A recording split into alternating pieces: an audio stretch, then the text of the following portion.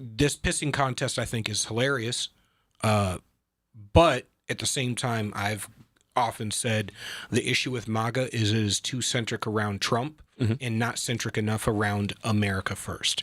And that if we're going to last the test of time, it needs to be America first, not about Trump. Because if it's about a personality, as soon as Trump is out of the game, it's done. It's over. This movement dies.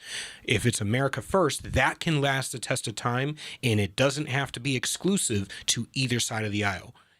Both sides of the aisle can adopt America first and work for American citizens. Well, I think, too, in terms of, okay, so, we had the conversation about Obama being a counter-tribalist. We can also say that Obama's initial campaign and his initial election was absolutely a campaign and a cult of personality. Yes. And we saw that with Trump as well. And that's something that I have always warned my listeners about. Don't get caught up in the person, because the person will always come and go, ebb and flow.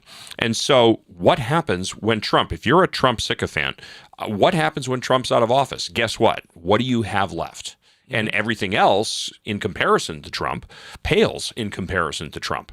So again, let's get on the America first, not the Trump only wagon. Also, that's where the danger comes in. Also, that's where you lose your principles. When everything is centric around Reagan, everything's centric around Trump, you lose your principles because you define your principles based on talking points and policy that one of the two ended up passing, rather than the underlying guard of what we are supposed to be doing as elected representatives in office.